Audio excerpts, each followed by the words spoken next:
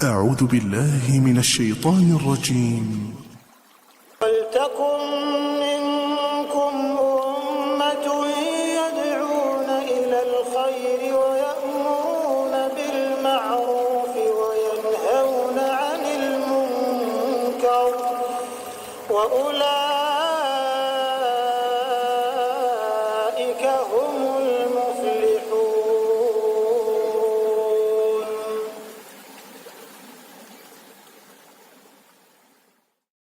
Bismillahirrahmanirrahim. Assalamualaikum warahmatullahi wabarakatuh. Innal hamdalillah nahmaduhu wa nasta'inuhu wa nastaghfiruh wa na'udzu billahi min shururi anfusina wa sayyiati a'malina. May yahdihillahu fala mudilla lahu wa may yudlil fala hadiya lahu. Wa asyhadu an la ilaha illallah rabbi wahdahu la syarika lahu wa asyhadu anna Muhammadan 'abduhu wa rasuluh. يا أيها الذين آمنوا اتقوا الله حق تقاته ولا تموتن إلا وأنتم مسلمون. يا أيها الناس اتقوا ربكم الذي خلقكم من نفس واحدة وخلق منها زوجها وبث منهما رجالا كثيرا ونساء واتقوا الله الذي تساءلون به والأرحام إن الله كان عليكم رقيبا.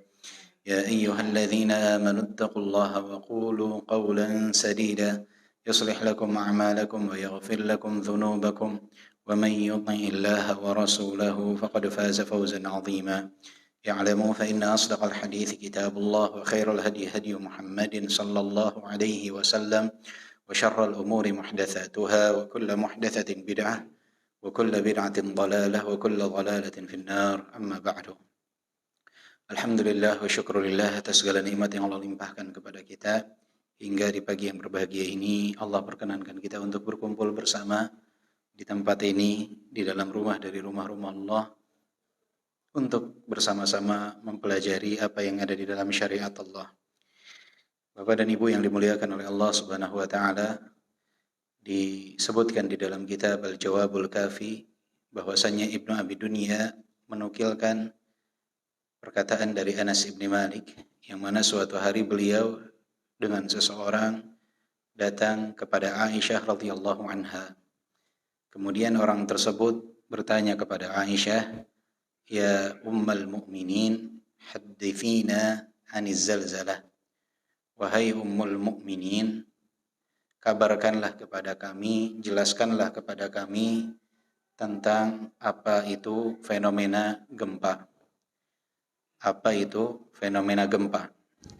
Kemudian Aisyah radhiyallahu anha mengatakan, "Idza istabahu zina wa syaribul khumur wa darabu bil ma'azif ghara Allahu fi samaihi." Jika telah merebak zina dan manusia meminum khamr dan alat-alat musik telah dimainkan, gharallahu fi samai, Allah Subhanahu wa taala cemburu dari atas langit sana. Karena Allah itu ya ghar, Allah Subhanahu wa taala itu cemburu. Kapan? Sebagaimana Rasulullah katakan, Allah itu cemburu di saat seorang hamba melakukan apa yang dilarang oleh Allah Subhanahu wa taala. Kemudian Aisyah radhiyallahu anha mengatakan, faqala lil ard, kemudian Allah berkata kepada bumi, tazalzali bihim, berguncanglah atas mereka wahai bumi. Fa in tabu wa naza'u wa illa ahdimuha alaihim. Jika mereka bertaubat dan meninggalkan dosa-dosa tersebut, maka berhentilah. Jika tidak, maka aku akan hancurkan dan binasakan mereka. Kemudian orang tersebut kembali bertanya, Ya Ummul Mukminin, a'adzabun lahum? Wahai Ummul Mukminin, apakah itu merupakan azab bagi mereka? Aisyah radhiyallahu anha kembali menjawab, bal mau'izatun wa rahmatun wa barakatun lil mu'minin. Wa nakalun wa 'adzabun wa sakhtun 'alal kafirin. Pada hakikatnya kata Aisyah, itu adalah bentuk peringatan, rahmat dan keberkahan Allah bagi orang-orang yang beriman. Dan merupakan hukuman, azab, serta kemurkaan bagi orang-orang yang kufur. Ini disebutkan oleh Ibnu Abi Dunya di dalam Al-Jawabul Kafi. Ayyuhal ikhwah rahimani wa rahimakumullah.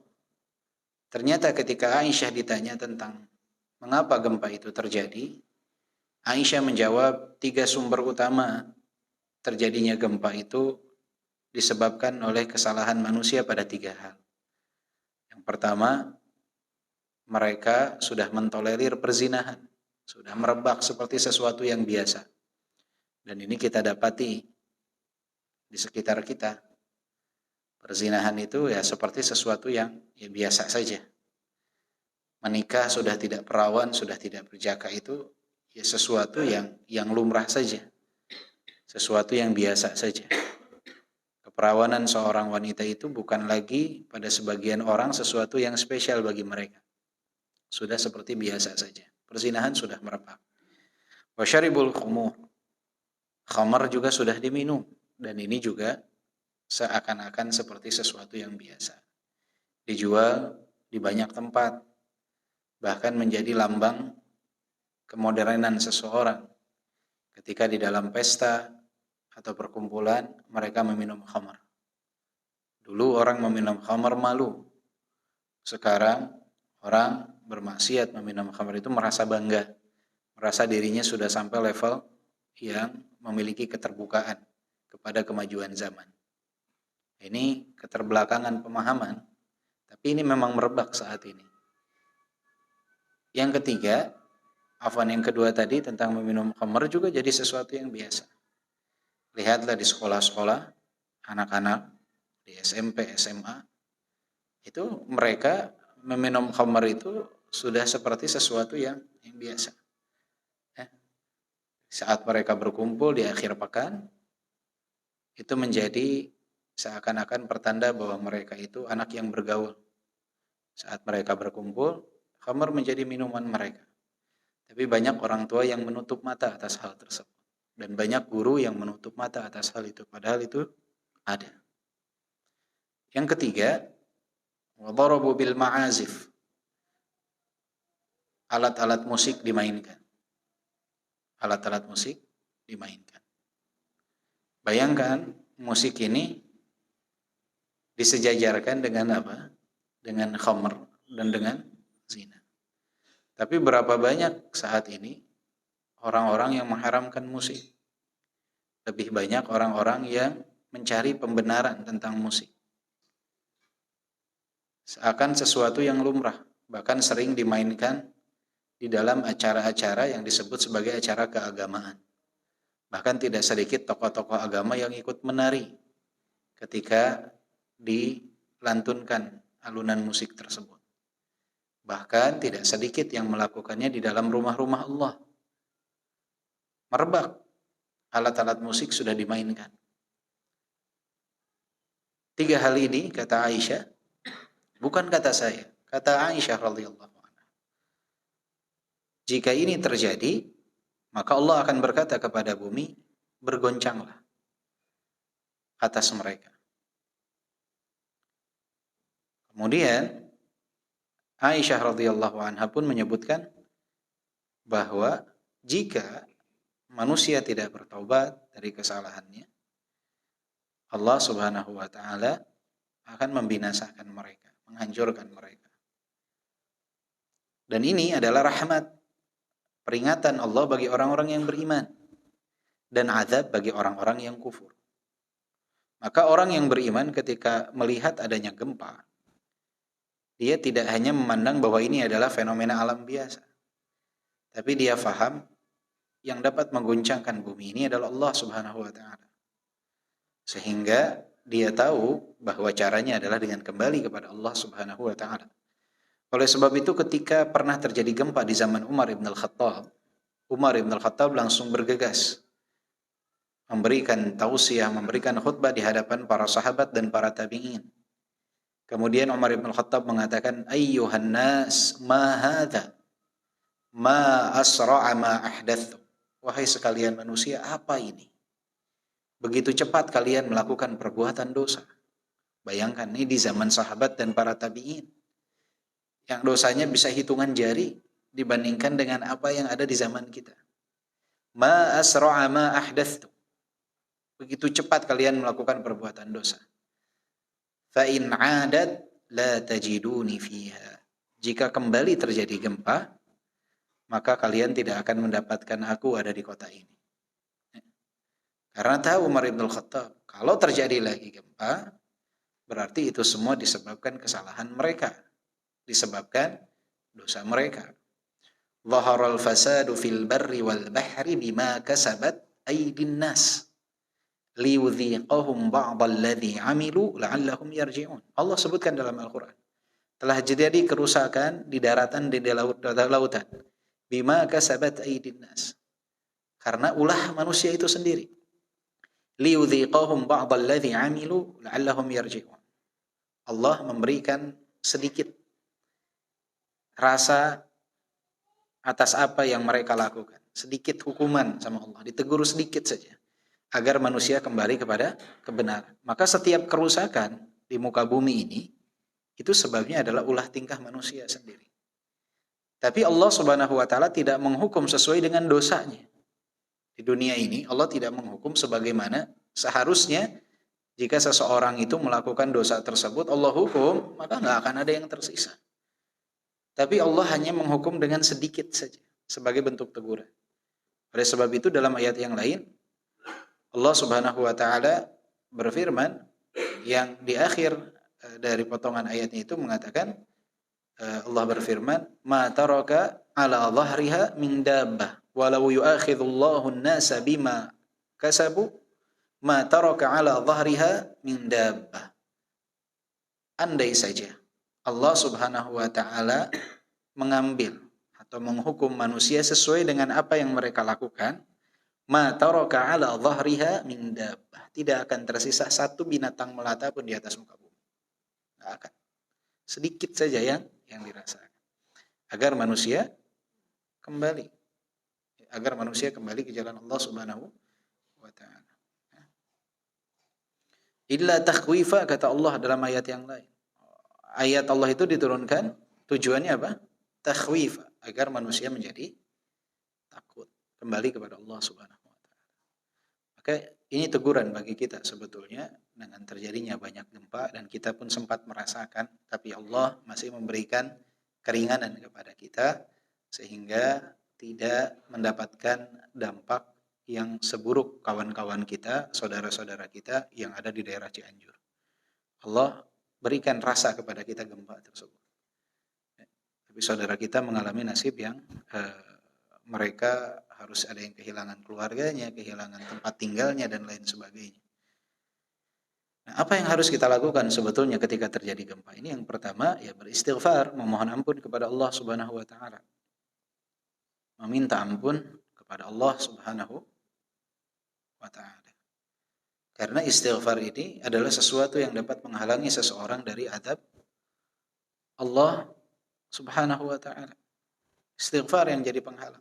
Para sahabat itu mengatakan ketika ada Rasulullah, ada dua penghalang mereka. Wa ma kunna liyu'adzib wa ma kunna ada yang bawa Al-Qur'an surat Al-Anfal ayat 33. Ayat wa ma kana Allahu liyu'adzibahum wa anta fihim wa ma kana Allahu mu'adzibahum wa hum yastaghfirun. Wa ma kana Allahu liyu'adzibahum wa anta fihim wa ma kana Allahu mu'adzibahum wa hum yastaghfirun. Allah tidak akan mengazab mereka selama engkau Muhammad berada di tengah-tengah mereka, dan Allah tidak akan mengazab mereka selama mereka beristighfar. Jadi dua penghalang manusia dari azab Allah, yaitu adanya Rasulullah dan istighfar. Maka ketika Rasulullah wafat, para sahabat mengatakan, saat ini tidak ada yang dapat menghalangi kita dari azab Allah kecuali istighfar, memohon ampun kepada Allah Subhanahu wa taala. Maka jika kita ingin terhindar dari azab Allah, istighfar, memohon ampun kepada Allah Subhanahu wa taala. Jadi semua yang terjadi musibah itu pada hakikatnya itu azab dari Allah Subhanahu wa taala. Secara umum musibah itu azab. ma nuzila bala'un illa bidzamb wa la rufi'a bala'un illa bitaubah. Azab itu tidaklah turun, musibah itu tidak turun kecuali disebabkan oleh dosa dan tidak terangkat kecuali dengan bertobat. Tapi kalau dilihat kepada pribadi masing-masing, itu ada yang ini merupakan azab, ada yang merupakan ujian untuk mereka. Bagi orang-orang yang beriman, musibah itu ujian. Bagi orang-orang yang kufur kepada Allah, itu merupakan azab. Tapi ketika terjadi satu musibah kepada satu tempat, itu pada hakikatnya secara umum itu adalah azab dari Allah Subhanahu wa ta'ala. Tapi kalau dikembalikan ke pribadi masing-masingnya, ada yang merupakan ujian bagi mereka, ada yang merupakan memang teguran, ada yang merupakan azab bagi mereka, tergantung dari pribadi masing-masingnya.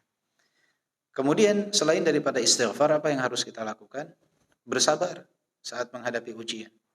Bersabar itu dengan apa? Tidak mengeluarkan kata-kata dan tindakan atau perilaku yang mendatangkan kemurkaan Allah. Seperti misalkan mencela takdir, seperti merobek-robek pakaian, menampar-nampar wajah. Ini tanda seseorang tidak bersabar. Orang yang bersabar itu, dia tidak melakukan dan tidak mengucapkan sesuatu yang mendatangkan kemurkaan Allah di saat tertimpa musibah. Dia masuk kategori bersabar. Ada yang di atas dari sabar, yaitu ridha, menerima ketetapan Allah Subhanahu wa ta'ala. Menerima ketetapan Allah. Ada yang di atas ridha, yaitu bersyukur ketika tertimpa musibah. Dan ini derajat yang terbaik, bersyukur. Kenapa kita harus bersyukur di saat tertimpa musibah? Syuraih rahimahullah di dalam kitab Syiar A'lamun Nubala disebutkan bahwa beliau itu selalu bersyukur ketika tertimpa musibah dikarenakan 4 hal, kata beliau. Yang pertama, aku bersyukur, kata Syuraih, dikarenakan Allah tidak menimpakan musibah kepadaku yang jauh lebih besar, sehingga aku harus bersyukur. Ketika seseorang kehilangan kendaraannya, dia bersyukur, alhamdulillah tempat tinggalnya masih ada. Ketika tempat tinggalnya hancur, dia bersyukur, alhamdulillah anak-anaknya masih selamat. Ketika anaknya luka, bersyukur, alhamdulillah mereka masih hidup. Ketika satu anaknya wafat, alhamdulillah yang sisanya masih ada. Selalu bersyukur ketika tertimpa musibah. Kenapa? Bersyukur Allah tidak menimpakan musibah yang jauh lebih besar. Ketika ayahnya wafat, bersyukur. Bersyukurnya kenapa? Bukan karena ayahnya wafat, tapi karena Allah tidak mewafatkan juga ibunya di dalam waktu yang bersamaan. Allah tidak menimpakan musibah yang jauh lebih besar. Jadi itu yang harus selalu kita tekankan. Dan ini menjadi memang satu kebiasaan untuk orang-orang yang tinggal di Jawa Barat khususnya, suku Sunda biasanya. Kalau ada apa-apa juga alhamdulillah selalu. Kecelakaan, kakinya pincang, alhamdulillah masih hidup. Tangannya patah, alhamdulillah masih hidup. Meninggal pun alhamdulillah. Kasihan kalau hidup juga. Jadi selalu apa? Selalu bersyukur. Nah, ini kebiasaan ini kalau diniatkan ibadah luar biasa. Bersyukur saat tertimpa musibah. Karena tadi yang pertama alasannya karena tidak mendapatkan musibah yang jauh lebih besar. Yang kedua kata Syuraih rahimahullah, aku bersyukur karena aku mampu untuk bersabar. Itu juga perlu syukur. Ketika orang mampu bersabar, bersyukur. Karena berapa banyak orang yang ketika tertimpa musibah, dia mengeluarkan ucapan, melakukan tindakan yang mendatangkan kemurkaan Allah Subhanahu wa ta'ala. Seakan-akan dia menolak takdir Allah. Maka di saat kita dapat menerima takdir Allah, tidak mengeluarkan ucapan dan melakukan tindakan yang mendatangkan kemurkaan Allah, maka pada saat itu kita harus bersyukur. Alhamdulillah mampu bersabar. Yang ketiga kata Syuraih, alasan aku kenapa harus bersyukur saat tertimpa musibah, karena aku dapat istirja. Apa itu istirja? Mengucapkan inna lillahi wa inna ilaihi raji'un dan mengharapkan pahala atasnya. Bayangkan ketika tertimpa musibah kita katakan inna lillahi wa inna ilaihi raji'un. Kita ini milik Allah dan kita akan kembali kepada Allah. Dan ini, pengucapan ini bernilai pahala di sisi Allah Subhanahu wa ta'ala. Maka bersyukur kalau tertimpa musibah dapat mengucapkan ini. Bukan keluar kebun binatang ketika tertimpa musibah. Nggak sedikit orang ketika tertimpa musibah dia tertabrak, itu bukan innalillahi wa inna ilaihi raji'un, tapi kebun binatang keluar semua dari lisan. Maka ketika kita dapat istirja, bersyukur kepada Allah. Yang keempat, kata Syuraih rahimahullah, aku bersyukur di saat tertimpa musibah, karena apa? Karena alhamdulillah Allah tidak menimpakan musibah kepadaku dalam perkara agama, hanya mengambil dalam perkara dunia. Karena musibah terbesar itu adalah musibah di dalam agama. Ketika kita jauh dari Allah, ketika kita tidak menegakkan sholat, ketika terjerumus pada kesyirikan, terombang-ambing dalam kemaksiatan, itu musibah terbesar. Bukan harta benda dunia kita yang hilang. Maka di saat kita tertimpa musibah, dalam artian misalkan terjadi gempa, rumah kita hancur, alhamdulillah. Kenapa? Saya masih bisa menjaga tiangnya agama saya, sholat. Berapa banyak orang yang rumahnya megah, tapi bangunan dari agamanya hancur, luluh lantah. Nggak ada tiangnya, nggak pernah sholat. Sholat pun sekali-kali, miring bangunannya. Kenapa? Sholatnya hanya sekali sehari misalkan. Maka seseorang itu ketika tertimpa musibah bersyukur, Allah tidak memberikan musibah kepada dia dalam perkara agama. Maka selama kita mampu membaca Al-Quran, masih rajin datang ke kajian, masih menjaga sholat yang 5 waktu, bersyukur kepada Allah Subhanahu wa Ta'ala. Karena di luar sana banyak orang yang tertimpa musibah yang jauh lebih dahsyat. Hanya saja memang kita itu selalu mengasihani orang ketika tertimpa musibah dalam perkara dunia. Tapi sedikit dari kita yang mengasihani orang di saat orang tertimpa musibah di dalam agama. Ketika kita dengar saudara-saudara kita di Cianjur tertimpa musibah, gempa, rumah mereka hancur, berbondong-bondong orang dari seluruh penjuru negeri datang ke sana. Sesuatu yang luar biasa, baik sekali. Tapi banyak tempat di sana jadi pusat kristenisasi sudah lama, tidak ada terbetik sedikit pun dari hati saudara-saudaranya seiman dan seagama untuk menengok ke sana, membenarkan kembali akidah mereka yang sudah berpindah agama. Jadi saat tertimpa musibahnya dalam perkara dunia, semangat kita menolong. Bagus. Alangkah baiknya juga di saat mereka tertimpa musibah dalam perkara agama, kita membantu untuk menolong mereka. Karena musibah terbesar itu musibah dalam agama. Maka ini alasan kenapa kita harus bersyukur. Jadi tadi yang pertama kita harus beristighfar, yang kedua kita harus bersabar, kemudian ridha dan juga bersyukur. Yang ketiga yang harus kita lakukan adalah berusaha untuk membantu orang-orang yang terdampak musibah tersebut. Rasulullah Shallallahu Alaihi Wasallam bersabda di dalam sebuah hadis yang diriwayatkan oleh At-Tabarani, "Ahabbun nas ilallah anfa'uhum linnas." Manusia yang paling dicintai oleh Allah adalah yang paling bermanfaat untuk manusia yang lain.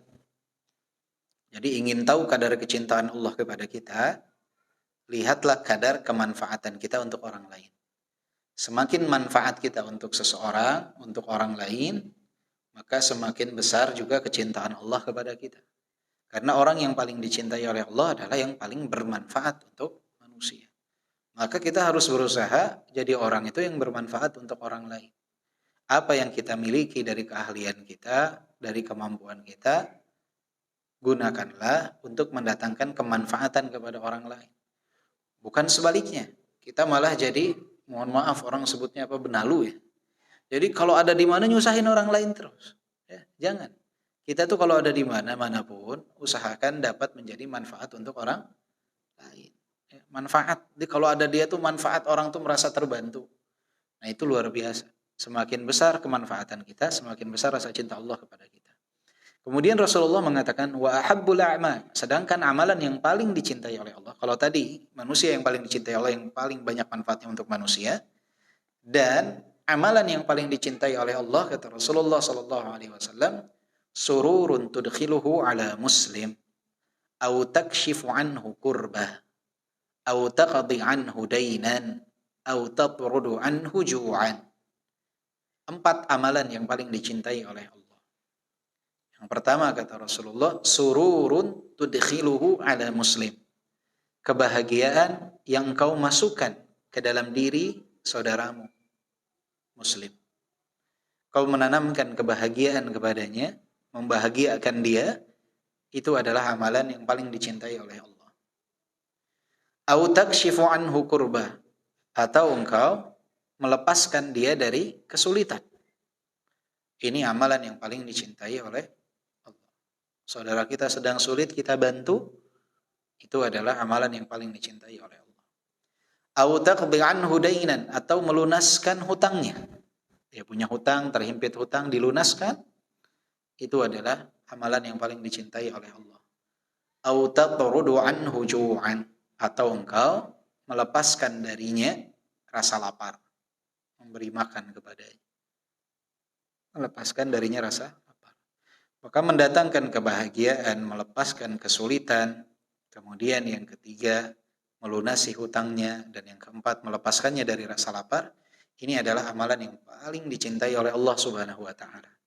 Nah, saudara-saudara kita sekarang yang sedang tertimpa musibah di Cianjur dan sekitarnya, mereka banyak yang sedang mengalami kesulitan. Mereka banyak yang bersedih dengan kehilangan sanak saudara, kehilangan harta benda. Banyak yang kelaparan juga karena hilangnya mata pencaharian mereka.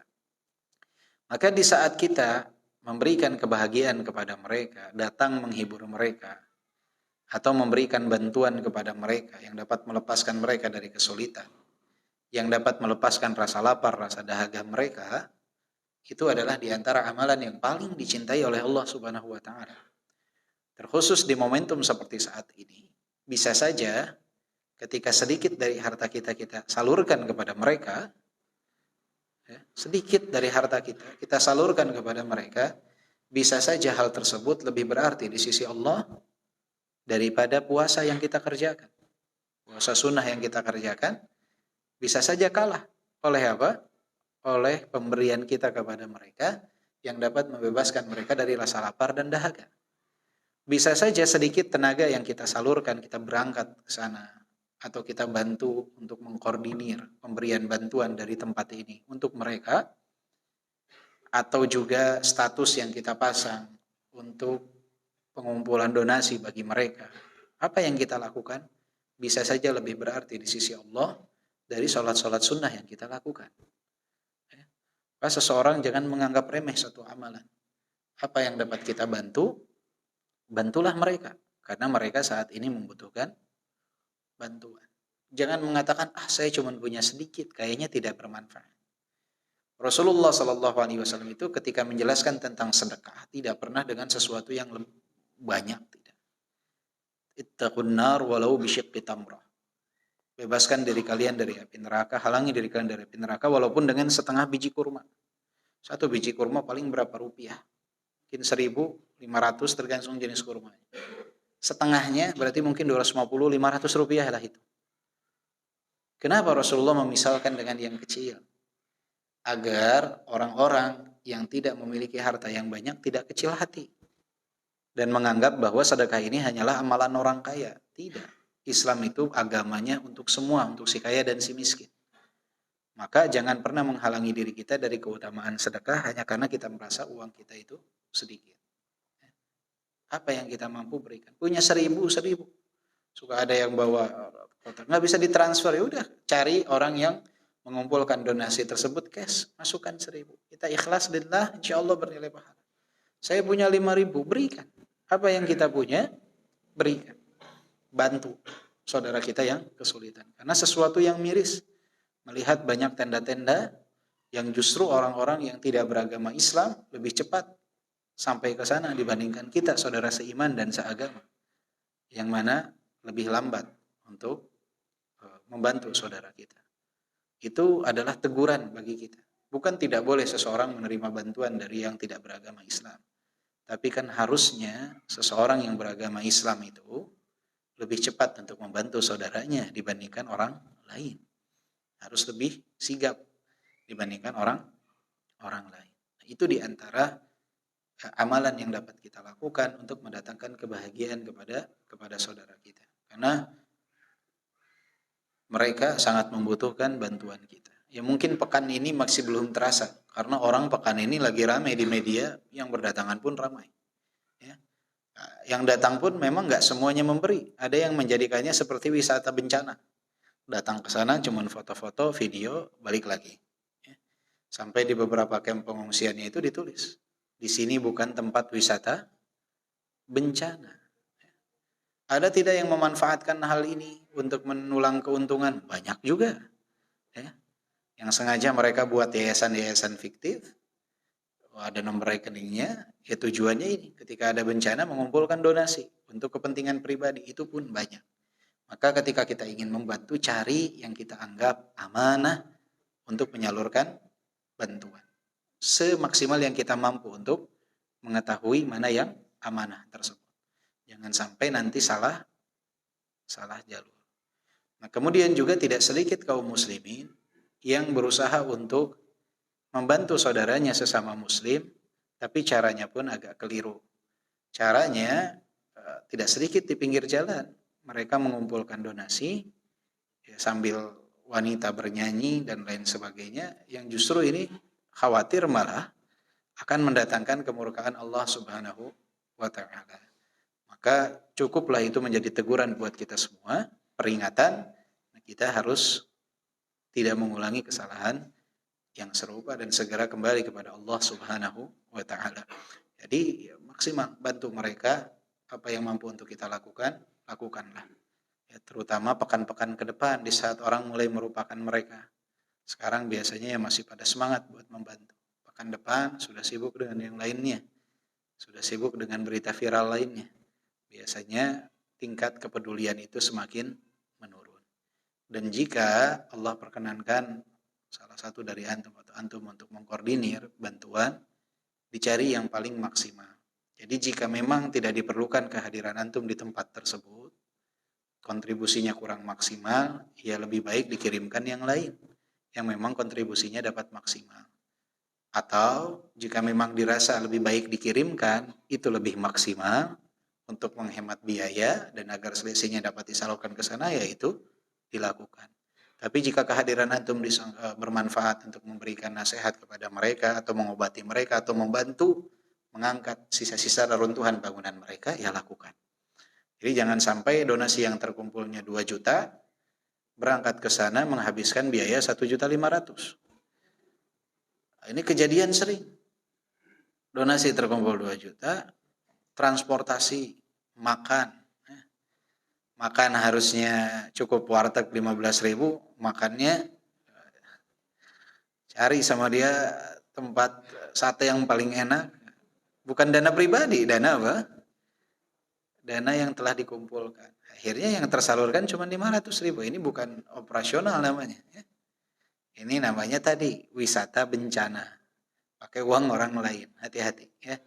Anda tidak mengatakan banyak yang seperti itu, tidak, tapi ada yang seperti itu ada. Makanya harus hati-hati, jangan sampai kita kalau misalkan hanya sebatas biaya operasional nggak masalah, memang diperlukan untuk penyaluran bantuan. Tapi jangan dijadikan justru ajang buat kita mengambil keuntungan dan berjalan-jalan semata. Tapi datang ke sana pun harus mengambil ibrah dan pelajaran, dan harus berkoordinir dengan orang-orang yang memang tepat untuk kita berkoordinasi. Baik. InsyaAllah pada kesempatan kali ini kita melanjutkan pembahasan kita dari kitab At-Tuhaf bil Ma'thuri Anis Salaf, dan kita sekarang masuk ke dalam bab ke-38. Bab ke-38. Ad-du'a ujma'ul khair. Doa adalah titik kumpul dari segala kebaikan. Yang mengumpulkan segala kebaikan itu ada pada doa. Doa itu pusatnya. Qala Mutarrif ibn Abdullah ibn Syikhir, berkata Mutarrif ibn Abdullah ibn Syikhir rahimahullah, tadhakkartu ma jima'ul khair, fa idzal khairu katsir, as-shaum was-shalah. Aku mengingat tentang apa yang dapat menyatukan segala kebaikan. Karena kebaikan itu banyak. Puasa, salat, itu kebaikan semua. Wa idza huwa fi yadillahi azza wa jalla. Dan aku menyadari bahwa semua kebaikan itu ada di tangan Allah Subhanahu wa ta'ala. Wa idza anta la taqdiru ala ma fi yadillah azza wa jalla illa an tas'alahu fayu'tiyaka. Wa idza anta la taqdiru ala ma fi yadillah illa an tas'alahu Jika semuanya ada di tangan Allah, berarti engkau tidak mampu atas sesuatu yang ada di tangan Allah kecuali engkau memintanya kepada Allah. Fayu'tiyaka, kemudian Allah memberikannya kepadamu. Fa'idzan jima'ul khairi ad-du'a. Maka titik temu dari segala kebaikan, pusat dari segala kebaikan adalah doa. Jadi kata beliau, puasa, sholat, sedekah, itu semua apa? Kebaikan. Apa sih yang dapat menyatukan kebaikan itu? Yang menjadi inti dari kebaikan itu? Maka kata tadi Mutarrif Ibn Abdillah mengatakan, aku menyadari bahwa semua kebaikan itu ada di tangan Allah. Allah yang berikan taufik kepada kita untuk puasa, untuk sholat, untuk berzakat, untuk melakukan semua kebaikan, ada di tangan Allah Subhanahu wa ta'ala. Dan apa yang ada di sisi Allah tidak bisa kita dapatkan kecuali dengan kita meminta kepada Allah. Dan meminta kepada Allah ini adalah doa. Berarti kata beliau yang dapat menyatukan segala bentuk kebaikan itu adalah doa. Dengan doa inilah kita dapat meminta kepada Allah untuk diberikan taufik menjaga sholat, puasa, zakat, dan lain sebagainya. Kalau mungkin sholat ya untuk sholat itu sendiri. Orang puasa ya puasa saja. Tapi doa, dengan doa seseorang dapat mendapatkan semua kebaikan. Dengan berdoa kepada Allah, dia meminta taufik untuk sholat. Dia meminta taufik kemudahan untuk berpuasa. Dia minta rezeki yang halal, yang berkah untuk dia dapat bersedekah. Maka yang dapat mengumpulkan semuanya itu adalah doa. Dengan doa seseorang dapat mendapatkan kebaikan yang banyak. Maka di sini Syekh Abdul Razak mengatakan, ad-du'a'u asasul khairat wa miftahul fadaili wal makrumat. Doa itu adalah asas pondasi dari segala kebaikan dan dia adalah kunci keutamaan. Li'annal umura kullaha biyadillah. Semua perkara itu ada di tangan Allah. Ata'an wa man'an. Baik yang diberikan atau yang ditahan. Hifdhan wa rif'an, izzan wa dhullan, faman wuffiqa lid-du'a faqad nala miftahal khair. Kata beliau, segalanya ya. Kerendahan, ketinggian, kemuliaan, kehinaan, semuanya ada di tangan Allah Subhanahu wa ta'ala. Allah mau berikan, Allah mau menahan, ada di tangan Allah. Maka siapa yang diberikan taufik untuk berdoa, maka dia telah diberikan kunci dari segala kebaikan. Ini ada kuncinya. Dalam pintu kebaikan itu, semua kebaikan ada di dalamnya. Kuncinya apa? Kuncinya doa. Kalau doa dipegang, dia bisa buka kunci tersebut, maka kebaikan itu akan dia dapatkan. Qala al-Imam Ibnu Al-Qayyim rahimahullah fi kitabih Al-Fawaid. Berkata Ibnu Al-Qayyim rahimahullah dalam kitabnya Al-Fawaid halaman 127 sampai 128, annal asasu kulli khairin an ta'allama anna ma syaa Allahu kan wa ma lam yasha' lam yakun. Pondasi dari segala kebaikan adalah seseorang mengetahui bahwa semua itu asas kehendak Allah. Apa yang Allah kehendaki terjadi, apa yang Allah tidak kehendaki tidak akan terjadi. Fayatayaqqan hina idzin annal hasanat min ni'amihi fatashkuruhu 'alaiha. Maka jika sudah mengetahui bahwa segala sesuatu itu tidak akan terjadi kecuali atas kehendak Allah, maka yakinlah saat itu bahwa segala kebaikan yang dilakukan oleh seseorang pada hakikatnya itu merupakan nikmat dari Allah Subhanahu wa ta'ala. Dan yang mengharuskan seseorang bersyukur kepada Allah Subhanahu wa ta'ala ketika melakukan kebaikan tersebut. Wa tatadarra'u ilaihi alla yaqta'aha anka. Kemudian meminta, memohon kepada Allah agar kebaikan itu tidak terputus darimu. Jadi seseorang itu pertama dia faham dulu, semua yang di dunia ini nggak mungkin terjadi kecuali atas kehendak Allah. Jika Allah tidak kehendaki tidak mungkin terjadi.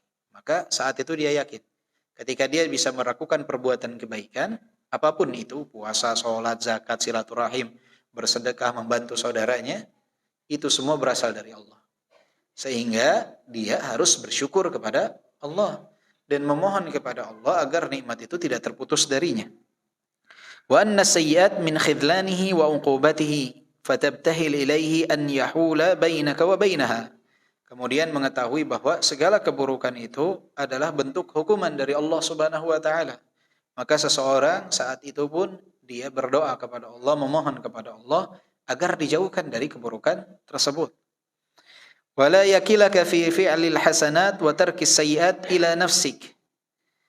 Dan memohon kepada Allah agar dalam melakukan amalan kebaikan dan meninggalkan keburukan, kita itu tidak menyandarkan kepada kemampuan kita, tapi menyandarkannya kepada Allah Subhanahu wa taala. Faqad ajma'a al-'arifuna 'ala anna kulla khair fa asluhu bi taufiqillahi lil 'abd. Maka orang-orang yang mengetahui itu, mereka telah dapat dikatakan dalam kata sepakat bahwa setiap kebaikan itu pada hakikatnya adalah taufik dari Allah Subhanahu wa taala untuk hamba. Wa kullu syarrin fa asluhu khidlanihi li 'abdi. Sedangkan segala keburukan itu pada hakikatnya adalah bentuk hukuman Allah Subhanahu wa taala kepada seorang hamba. Jadi orang mendapatkan kebaikan itu akan mendatangkan kebaikan-kebaikan yang berikutnya. Itu taufik dari Allah. Dan ketika seseorang melakukan keburukan, itu akan mengundang saudara-saudaranya dari keburukan-keburukan. Dan itu adalah bentuk hukuman dari Allah Subhanahu wa taala. Orang coba kalau sudah ngebohong sekali, itu dia akan ngebohong kedua, ngebohong ketiga, ngebohong keempat. Sulit dia untuk tidak berbohong. Ana kasih contoh. Misalkan, jadi Ana datang, kemudian ada yang nanya dari Bapak. Dari mana? Ana misalkan berbohong. Ana bilang, Ana dari Jakarta. Misal. Ditanya lagi, berangkatnya jam berapa dari Jakarta? Ana ngebohong lagi kan? Jam 5 dari Jakarta. Jam 5 dari Jakarta. Macet gak? Ana akan ngebohong lagi. Alhamdulillah lancar. Ditanya lagi, udah sarapan belum? Enggak mungkin udah sarapan. Belum. Tadi sholat subuhnya di mana? Ngarang lagi kan? Sholat subuhnya di Masjid A. Oh, Masya Allah. Oh, masjid itu yang imamnya fulan. Ketemu tadi? Ketemu. Akhirnya ngebohong lagi. Nah itu bohong itu akan mendatangkan kebohongan berikutnya. Setiap amalan keburukan itu akan bawa saudara-saudaranya. Jadi sekali kita melakukan keburukan, akan ada keburukan kedua, ketiga, keempat, kelima, terus. Maka harus di stop. Tapi kebaikan pun sama. Kebaikan itu mengundang kebaikan yang lain. Maka seseorang harus tahu bahwa ketika dia melakukan keburukan, ini adalah hukuman dari Allah Subhanahu wa taala atas diri. Tapi ketika dia melakukan kebaikan lagi, ini nikmat dari Allah Subhanahu wa taala.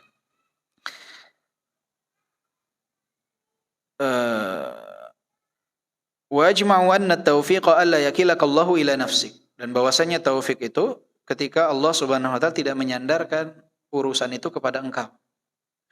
Kita harus bersandar kepada Allah Subhanahu wa taala. Jangan merasa oh saya mampu, saya bisa. Enggak. Bukan kita. Sandarkan kepada Allah. Wa annal khidlana huwa an yukhalli bainaka wa baina nafsik. Sedangkan salah satu bentuk Allah Subhanahu wa taala menghinakan seorang hamba itu adalah dengan menyandarkan segala sesuatu itu kepada dirinya sendiri. Jadi seseorang itu disandarkan kepada dirinya dengan dia bangga diri. Wah, saya sendiri yang melakukan ini, semua itu karena saya dan saya. Tidak disandarkan kepada Allah, ini bentuk penghinaan Allah kepada seorang hamba karena hamba itu lemah. Fa idza kana kullu khairin fa asluhu at-taufiq. Semua kebaikan itu asalnya adalah taufik dari Allah Subhanahu wa taala. Wa huwa biyadillah la biyadil 'abd. Dan itu ada di tangan Allah bukan di tangan manusia. Fa miftahuhu ad-du'a wal iftiqaru wa sidqal laj'i war raghbati war rahbati ilaihi. Dan kuncinya adalah doa dan merasa memerlukan kepada Allah Subhanahu wa taala, pengharapan dan rasa takut kepada Allah Subhanahu wa taala. فمتى أعطي العبد هذا المفتاح فقد أراد أن يفتح له ومتى أضله عن المفتاح بقي باب الخير مرتجا دونه. Maka siapa yang mendapatkan kunci ini, yaitu kunci doa, ya, ketika hamba mendapatkan kunci doa, maka pada hakikatnya dia itu ingin dibuka dari segala bentuk kebaikan, menanti segala kebaikan untuk dia. Tapi kapan seseorang itu terhalang dari doa, dari kunci kebaikan ini, maka pada hakikatnya pintu kebaikan itu akan selalu tertutup untuk dia. Jadi kalau kita ingin pintu kebaikan itu terbuka untuk kita, cari dulu kuncinya, cari dulu doa. Ketika kita mampu untuk berdoa, dapat berdoa, bisa berdoa, maka kunci itu sudah ada pada diri kita. Kita buka pintu tersebut. Tapi kalau kita tidak pegang kunci itu, hilang kunci tersebut, kita tidak berdoa, maka jangan berharap kebaikan itu akan datang kepada kita, karena pintu itu akan tetap tertutup. Oleh sebab itu Umar bin Al-Khattab kan mengatakan dalam perkataan beliau, "Inni la ahmilu hammal ijabah walakinni ahmilu hammad du'a. Faman ruziqa du'a fal ijabatu ma'ahu." Aku tidak terlalu peduli, kata beliau, tentang diijabah atau tidaknya doa. Yang pertama kali aku pikirkan adalah mampu atau tidaknya aku untuk berdoa. Karena doa ini adalah kunci kebaikan. Jadi ketika kita mampu berdoa di antara adzan dan iqamah, di saat sujud, di saat hujan, kita mampu mengangkat kedua tangan untuk berdoa, itu adalah kunci dari segala kebaikan. Itu luar biasa, pahalanya besar karena doa itu ibadah. Jadi itu adalah kunci kebaikan. Maka harus disyukuri itu ketika mampu berdoa. Diijabah atau tidaknya nanti, bisa Allah ijabah di sini, ditangguhkan dari keburukan yang senilai, atau Allah tangguhkan sampai hari kiamat. Tapi yang penting berdoa dulu, minta kepada Allah. Ya Allah, jadikan aku hamba yang dapat menjaga sholat 5 waktu. Mintanya jangan selalu dunia. Ya, minta kebaikan. Umurnya udah 70, mintanya dunia terus. Ya. Allah sukseskan bisnis saya. Ya. Nggak apa-apa minta dunia, kaitkan dengan akhirat. Tapi harusnya kita tuh lebih sering minta itu, segala sesuatu yang berkaitan dengan akhirat. Ya Allah, berikan taufik aku untuk dapat menjaga sholat 5 waktu. Ya Allah, berikan taufik kepada aku untuk dapat terus membaca ayat Al-Quranmu, untuk dapat semangat hadir di kajian, untuk dapat merasakan khusyuknya sholat, untuk dapat merasakan khusyuknya bermunajat kepadamu, untuk dapat meneteskan air mata karena rasa takut atas azabmu, berharap keridhaanmu. Jadikanlah anak-anak kami anak-anak yang soleh dan soleha. Jadikanlah istri kami istri yang soleha, yang dapat mendekatkan diri kami kepadamu. Begitu doanya tuh. Ya. Dengan doanya, ya urusan dunia terus. Gak apa-apa, minta, ya Allah berikan keberkahan dalam perdagangan kami. Jangan jauhkan kami darimu karena perkara dunia kami. Ya. Nah, harus berkah. Jadi dagangnya pun harus berkah.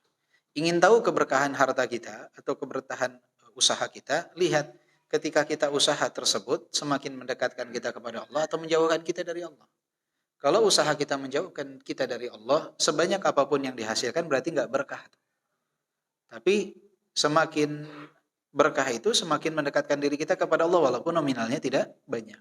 Maka ketika antum ada usaha atau bekerja di satu tempat, kemudian dari segi nominal itu tidak seberapa tapi mendekatkan diri antum kepada Allah, itu namanya berkah. Itu namanya berkah. Dilihat, saya ketika bekerja nih, sholat saya gimana? Tepat waktu atau terlambat? Oh, saya terlambat terus, malah nggak boleh sholat berjamaah. Berarti kurang berkah tuh. Harta nih yang dipunya, digunakan untuk mendekatkan diri kepada Allah atau enggak? Oh tidak, enggak berkah hartanya. Mau sebanyak apapun, triliunan, tapi tidak mendekatkan diri kita kepada Allah, berarti enggak berkah. Sedikit, tapi mendekatkan diri kita kepada Allah, itu namanya berkah. Itu yang disebut keberkahan dalam perdagangan dan keberkahan dalam pekerjaan, juga harta. Jadi dilihat, yang penting itu adalah keberkahan.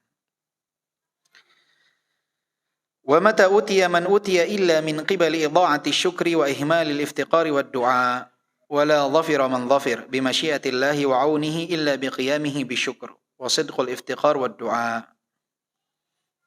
Jadi kebahagiaan seseorang itu akan didapatkan dengan doa dia, dan bagaimana dia merendahkan diri dia kepada Allah Subhanahu wa taala. Dia bersyukur kepada Allah Subhanahu wa taala. Maka seseorang itu harus ingat doa ini adalah kunci dari segala kebaikan. Wabil khusus di akhir zaman, kita pernah mengatakan waktu itu perkataan Hudzaifah ibn al-Yaman. Hudzaifah ibn al-Yaman pernah mengatakan, la ya'tiyanna 'alan nasi zaman la yanju fihi illa man da'allah bi du'ain ka du'ail ghariq. Akan datang suatu zaman kepada manusia yang pada saat itu tidak ada yang lulus dari ujian dunia kecuali mereka yang berdoa kepada Allah seperti doanya orang-orang yang hendak tenggelam. Kalau doa tuh khusyuk gitu. Kayak orang mau tenggelam. Pernah lihat Pak orang mau tenggelam? Kalau nggak lihat langsung mungkin dulu pernah lihat di TV, di film ya. Orang kalau mau tenggelam tuh gimana doanya. Itu bayangkan, itu yang acting aja kayak begitu. Ya. Gimana kenyataannya orang yang mau tenggelam, pesawat yang mau jatuh. Ya. Doanya seperti apa? Nah, kata Hudzaifah ibn al-Yaman, yang akan lulus di akhir zaman dari ujian itu adalah yang berdoanya seperti ini. Doa yang penuh dengan pengharapan. Karena Hudzaifah tahu bahwa doa ini adalah kunci segala kebaikan. Kalau doanya sudah benar, ibaratnya kunci sudah ada di tangan dia. Dibuka, insya Allah segala kebaikan akan datang. Tapi kalau doanya ogah-ogahan, tidak ada keyakinan dengan doa yang diucapkan, seakan-akan percuma berdoa juga. Hati-hati. Jangan pernah mengatakan percuma. Itu namanya tergesa-gesa di dalam berdoa. Dan Rasulullah telah mengatakan bahwa salah satu sebab tidak dikabulkannya doa adalah seseorang yang ketika berdoa mengatakan, aku sudah berdoa tapi tidak dikabulkan. Nah, ini adalah tergesa-gesa di dalam berdoa. Apa ruginya? Kita doa bukan masalah dikabulkan atau tidak. Dapat pahala. Dikabulkannya bisa di dunia, bisa ditangguhkan dari keburukan yang serupa, bisa untuk nanti di hari kiamat. Jadi jangan pernah kita berputus asa. Berdoa adalah kunci dari segala kebaikan. Kita mampu berdoa, nikmat dari Allah Subhanahu wa taala. Di doa ini ada waktu mustajabnya, ada tempat mustajab. Kalau kita sekarang berada di ibaratnya di lokasi yang tidak ada tempat mustajab khusus. Tidak seperti misalkan orang yang berhaji di Padang Arafah, atau orang yang berada di Multazam, orang yang berada di Bukit Safa dan Marwah, itu ada tempat-tempat mustajab. Tapi kita bisa memanfaatkan momentum waktu mustajab. Kita berada di kota hujan. Bayangkan, kota hujan. Paling sering orang bertemu dengan waktu mustajab saat turun hujan, ya kita warga Bogor. Nggak ada tuh. Di Saudi paling setahun berapa kali dia bertemu dengan yang namanya waktu mustajab turunnya hujan. Kita hampir tiap hari bertemu dengan waktu yang mustajab, yaitu saat turunnya hujan. Kita punya kelebihan yang tidak dirasakan oleh orang yang di luar sana yang banyak. Kita disebut kota hujan. Kalau orang Arab bilangnya Madinatul Amtar, kota hujan. Jadi bayangkan, kita ini punya kenikmatan yang tidak dirasakan oleh saudara-saudara kita di belahan bumi yang lain. Sering bertemu dengan waktu yang mustajab. Maka berdoa kepada Allah Subhanahu wa taala saat turun hujan. Di saat sujud, di antara azan dan iqamah, di sepertiga malam terakhir. Doa. Kalau sepertiga malam terakhir, kita bangun, berat untuk sholat, minimal doa. Astaghfirullah. Ya Allah, ampuni aku. Tidur lagi. Kalau memang berat sekali, tidur. Tidak masalah. Dosa tidak? Enggak. Karena enggak wajib. Yang dosa itu, yang dosa itu kalau bangun nonton bola, tapi enggak mau sholat. Bolanya nonton, kalau sholat, berat. Itu namanya melalaikan dia dari berzikir kepada Allah Subhanahu wa taala. Nah, intinya berdoa. Waktu mustajab ada. Semoga suatu saat bisa bertemu dengan tempat yang mustajab. Kemudian perhatikan adab-adab berdoa. Jangan main serobot aja doa. Gimana main serobot? Langsung aja. Angkat tangan, ya Allah ampuni hambamu. Usahakan dimulai dengan memuji Allah dan bersalawat kepada Nabi. Rasulullah waktu itu ketika ada seorang yang berdoa kepada Allah dengan memuji Allah dan bersalawat kepada Nabi, Rasulullah katakan dia meminta diberikan, dia berdoa dikabulkan, kata Allah. Kata Rasulullah sallallahu alaihi wasallam. Kita pun untuk mendekatkan pemahaman nih. Kalau ada orang, Pak, Bu, ngetok pintu rumah kita. Datang si A. Assalamualaikum, waalaikumsalam. Pas kita buka pintu, pinjam uang 10 juta. Kita gimana tuh? Ini si A nih, begitu. Si B, Assalamualaikum, waalaikumsalam. Pak, ini ada sedikit oleh-oleh nih, pisang. 3 biji dari baru digoreng. Oh iya, masuk Pak, masuk. Ngobrol dulu. Gimana Pak, keluarga sehat? Alhamdulillah, Masya Allah Bapak anak-anaknya pada soleh-soleh semua. Ya. Terus ngobrol 15 menit. Pak, mohon maaf saya datang ke sini qadarullah.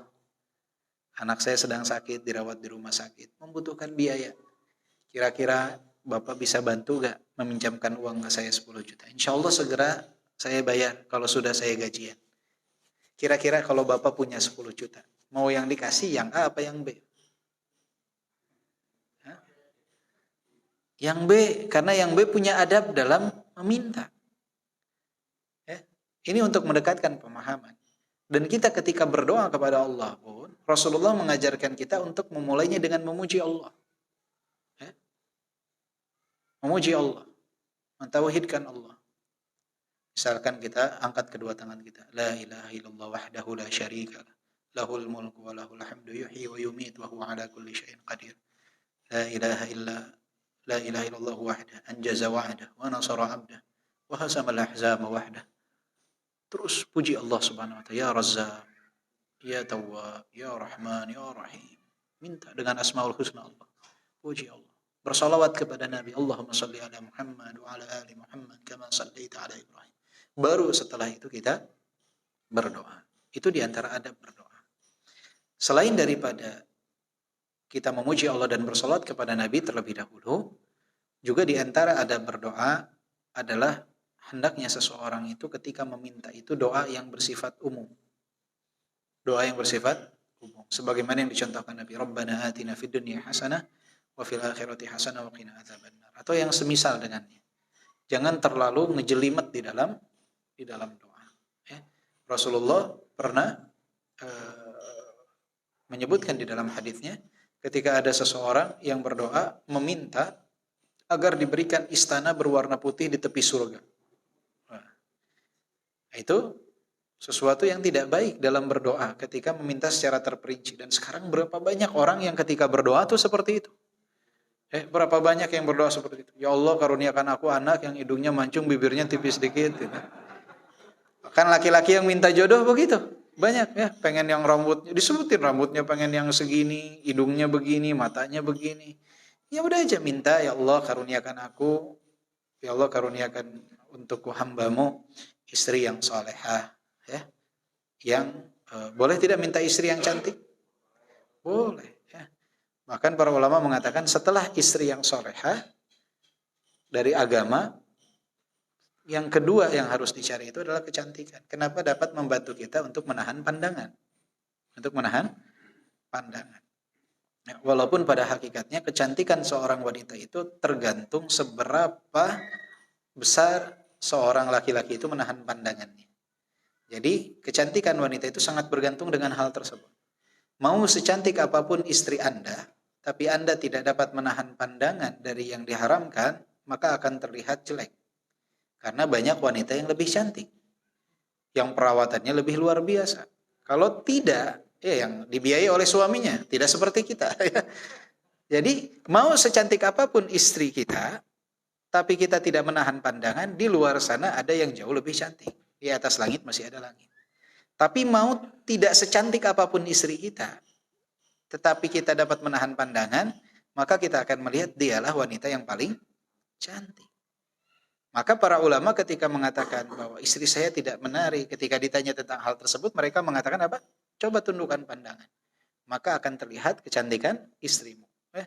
Barat nih contoh saja untuk mendekatkan pemahaman. Bukan memisalkan ibu-ibu dengan makanan. Sama sekali tidak. Ini untuk mendekatkan pemahaman.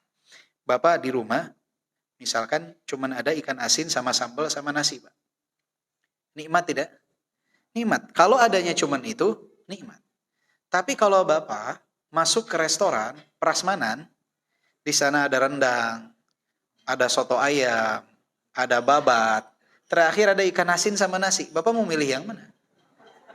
Akankah ikan asin dan nasi dan sambal ini terlihat istimewa?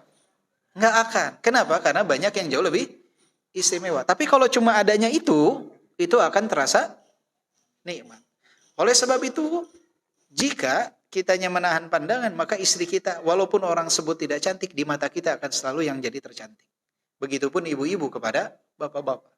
Ibu-ibu itu lebih bisa biasanya menahan pandangan daripada bapak-bapak. Makanya bapak-bapak itu mau seperti apapun, ibu-ibu itu selalu menyukai. Kenapa? Karena mereka lebih dapat menahan pandangan. Maka contohlah ibu-ibu dalam menahan pandangan, agar selalu terasa spesial di mata kita. Wallahu a'lam bishawab. Mungkin itu yang bisa Anda sampaikan pada kesempatan kali ini. Semoga bermanfaat. Kita tutup dengan doa kafaratul majlis. Subhanakallahumma bihamdika asyhadu an la ilaha illa anta astaghfiruka wa atubu ilaik. Alhamdulillahirabbil alamin. Assalamualaikum warahmatullahi wabarakatuh.